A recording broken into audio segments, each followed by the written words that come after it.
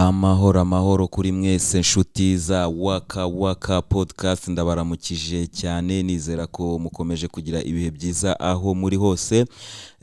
Uyu munsi rero ngiye gukora ikiganiro kitanyoroheye, ni ikiganiro numva ko kingoye cyane kubera ko kuri ku bwanjye sinagombaga kugikora, ariko ngomba kugikora nanone kubera ko ibintu biri kubera muri Gaza ni ibintu bibabaje cyane, ni ibintu biteye agahinda kubivuga, ni ibintu bitoroshye cyane, ariko ikintu kigoye cyane kwakira n'ikintu kiri kumbabaza cyane kuri uyu munsi kinangora kuganira kuri ibintu byo muri Gaza, ni uburyo isi itwereka ko itari fair, ni uburyo kuri iyi si nta butabera buhari, kuri iyi si ntabwo abantu bose bangana, ntibazatubeshye, ntabwo ubuzima bw'abantu bungana. Iyo urebye nk'abanyamerika, amagambo bavugaga intambara yo muri Ukraine itangira, ukabona abafaransa amagambo bavugaga intambara itangira, ukabona amagambo barimo kuvuga uyu munsi ubwo abanyagaza bari gupfa, ni ibintu biteye agahinda cyane cyane. Ni ikiganiro tugiye gukora kitari buze koroha kuri njyewe, ariko mu by'ukuri ndagerageza kubaha amarangamutima yanjye n'uburyo njye mbyumvamo n'uburyo njye byanteyemo agahinda cyangwa se bikomeje kumbabazamo, kubera ko bamaze iminsi batubeshya, tumaze iminsi tubeshywa. Reka wenda mbivuge muri iyi ncamake, tumaze iminsi tubeshywa kuko twabonye abantu bapfa muri Afghanistan, babita abateroriste, abatalibani, babambika isura, twese twabonaga ko turavuga tuti nta kibazo. Tubona abantu bapfa muri Iraq, nabo ni abateroriste, abantu barapfa muri Libya, uyu munsi abantu bari gupfa muri Gaza, abana bato, abana bakiri mu nda z'abanyina ngo ni abateroriste. Ni ikiganiro nge numva ko tugomba kuganira cyane cyane kuri iki gitero abanya-Israel barimo gukorera ku bitaro bikomeye cyane bita Al-Shifa. Reka tuze tubiganireho kuri iyi podcast, tugerageze kumva uburyo isi imeze uyu munsi, uburyo isi imeze uyu munsi n'uburyo abakomeye batagira ikosa, abakomeye bahora mu kuri. Nibyo bintu tugiye kuganiraho muri iyi podcast. Yes, muri iyi podcast rero n'ubundi ntago biri butubuze kunywa ka KDB whisky, KDB vodka, KDB dry gin, KDB red wine, KDB white wine. Ni ibinyobwa byiza cyane numva ko byaje kudutabara kugira ngo tureke gupfusha ubusa amafaranga yacu, kuko nabonaga abantu babereka ubunyobwa buri aho ngaho bw'amafuti. Numva ko ari igihe cyo guhesha amafaranga yacu agaciro, twinywera ibinyobwa byiza byihagazeho kandi ku mafaranga make cyane. So rero kuri ibi bintu birimo kubera muri Al-Shifa Hospital ni ibintu biteye agahinda cyane. Noneho ikindi kintu gihari nabonye nuko Israel nayo imaze kubona ko ibyo iri gukora isi yose iri kubireba. Nta buryo bwo kubeshya abantu, kubera ko ikintu bita social media cyaje gukubita hasi ibyitwa ibinyoma byose by'ibitangazamakuru n'ibinyoma by'abanyamakuru. Mukanya wenda nababwira mugende kuri njya mbibabwira mukagira ngo ndababeshya. Ubu nonaha genda kuri YouTube ya RCI, urabonaho ahantu banditse ngo Avdiivka, ngo piège, ngo abasirikare ba Ukraine baguye muri piège, bashyizeho ifoto ya Zelensky, ariko nujya kureba content n'ibyo bavuga barimo kuvuga ibintu byo muri Israel. Cover y'ikiganiro, titre y'ikiganiro ni muri Ukraine, ariko content y'ikiganiro nta na hamwe bavuga Ukraine. Mujye kuri RCI mubibone. Nuvuga ngo ibi binyamakuru mpuzamahanga dukurikirana ni ibinyamakuru byahoze bitubeshya, ari nayo mpamvu nababwiye aho hantu hose hagiye habera ubwicanyi ntihagire umuntu ubibazwa, isi kamera nkaho yemeye ibyo yabwiwe n'itangazamakuru. Murabyibuka Colin Powell ari muri UN, mu nama ya UN, yerekana agatibe, akantu k'agatibe, avuga ngo ni ikimenyetso cy'uko muri Iraq hari barimo gukora intwaro za kirimbuzi. Ni ikinyoma kitabaho muri iyi si y'uyu munsi, nicyo kinyoma cya mbere, ariko se uwakibeshya ari hehe? Hari icyo abazwa?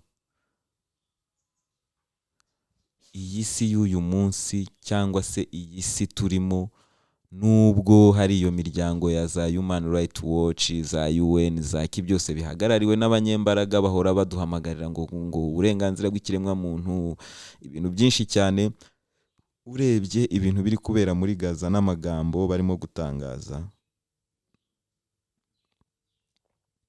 ni ibintu biteye agahinda. Ni ibintu biteye agahinda cyane, kuko nge ndibuka Vladimir Putin atangiza intambara ye muri Ukraine, bamugize bakajya bamugereranya, rimwe na rimwe bakanamugereranya na Hitler. Ariko uyu munsi, hejuru y'amagambo yose bavuze Putin, hejuru y'ibihano byose bamushyiriyeho, hejuru y'uko bamushyiriyeho mpaka na rwa rukiko rwabo rumushyiriraho ibirego, uyu munsi izo disikuru zahinduye ikindi kintu, zahinduye isura kuri Palestina na Israel. Ibyo bintu byose byahinduye isura. Nagira ngo mbahe urugero rumwe rutoya. Kuva iyi ntambara yo muri Gaza yatangira, cyangwa se ubu bwicanyi bwo muri Gaza bwatangira, hamaze gupfa abaturage benshi kurusha abapfuye muri iyi ntambara yose ya Ukraine. Indi mibare, muri Gaza kuva byatangira hamaze kuraswa amabombe menshi kurusha amabombe yarashwe muri Ukraine. Ibyo ngibyo niba mugira ngo njyewe ngo ndi kubabeshya hano, mugende noneho mureba aba propagandist bo kuri RCI barimo kubivuga, ni nabo batanga n'imibare kuri RCI, kuri YouTube biriho, ntago ndimo kubabeshya. Ariko isi yose igateranira Vladimir Putin uyu munsi ikabivuga ijambo rimwe ngo Israel ifite uburenganzira bwo kwirwanaho. Abanya-Israel bamaze iminsi barwana no kuba bagira isura nziza, byibura hagira ibihugu na bimwe bibumva. Ari nabwo batangiye bakora amakuru ya fake, murabyibuka inkuru CNN yagiye icishaho z'abana ngo bishwe nabi. Ibyo ngibyo bibiza kugaragara ko ari fake news. Ni ibintu mu by'ukuri byari byatangajwe n'umunyamakuru wo kuri Event 4 y'abanya-Israel ejo bundi muri ibi bitaro byo muri Al-Shifa barimo gukoreramo operation, bavuga ngo niho cyicaro kinini cya Gaza. Binjiye muri ibyo bitaro, nta ntambara yahabaye. Umusirikari wa Israel arimo kwerekana ahantu ikitaburo imeze nka kalendari, yerekana ngo ni amazina ngo y'abantu ngo bo muri Hamas, abantu ibiki n'ibiki. Ariko abazi gusoma Icyarabu bakaba bagaragaza ko aya atari amazina y'abantu, ahubwo ari kalendari y'iminsi n'amatariki. Ni nko kuvuga ngo ni nka orere y'akazi imanitse ahantu mu bitaro. Ibyo bikanyura ku binyamakuru byose, ariko se bibagiye ko hari abantu bashobora gusoma Icyarabu bagasobanurira abandi. Ubu Israel iri kurwana n'iki? No gushakisha ibimenyetso bigaragaza ko muri ibi bitaro hari harimo icyicaro cy'iki cya Hamas. Mu by'ukuri kuba ibyo bintu bitigeze bigaragazwa ako kanya, nuko ibyo bintu bidahari, ahubwo ubu ngubu birimo gukorwa kugira ngo haze kugira amashusho asohoka atwereka ko ibyo bintu byari bihari. Bikaba rero ari ibintu bibabaje cyane, cyane. Ariko ikibabaje cyane ni uburyo isi ikomeje kurebera.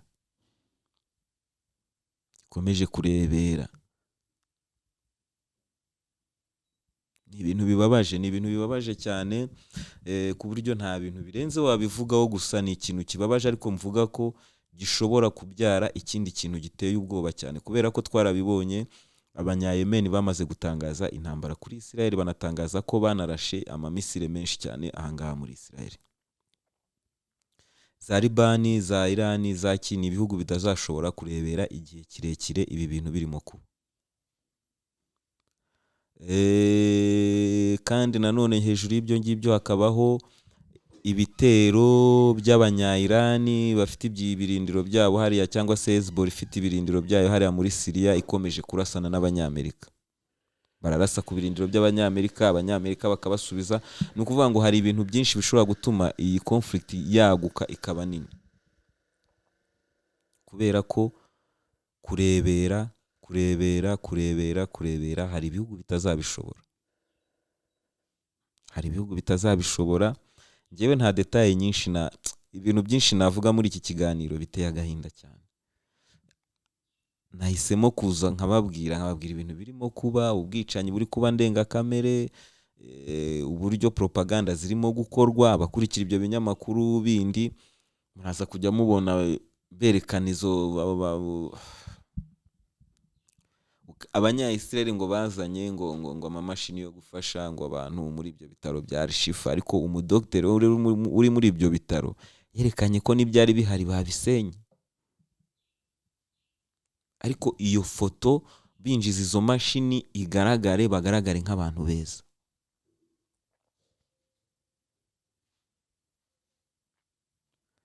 Ni ikintu ngewe mbona ko giteye ubwoba cyane. Nkomeza no gusabira Abanyagaza, Imana ikomeze kubaha kwihangana. Ariko buriya ushobora kuba ufite imbaraga uyu munsi, ikintu ukora ni ukureba uburyo wabana neza n'abantu, kubera ko iyi Isirayeli, impamvu Abanya-Isirayeli bigeze kwisanga batari muri Isirayeli ni uko bagiye batsindwa n'ibindi bihugu. Nta kintu kikwemeza yuko uru ruhande rwa Isirayeli n'Abanyamerika ari rwo ruzakomeza gukomera, ko Abarabu batazakomera, kuko mu mateka turabizi ko Abarabu ni abahanga, bafite ubushobozi bwo gukora ibintu birenze.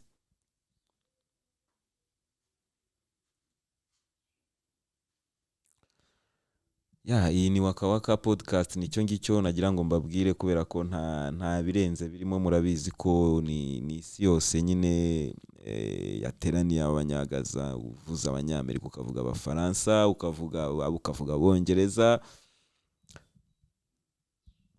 Ni ibintu bigoye ku muturage wa Gaza, ni ibintu bigoye ku muturage wa Palestina. Turakomeza turebe ariko tunabasabira. Mu by'ukuri nabibabwiye, iki ni ikiganiro kitanyorohera, kubera ko nta bintu byinshi byo kukivugamo wavuga, nta bintu byinshi.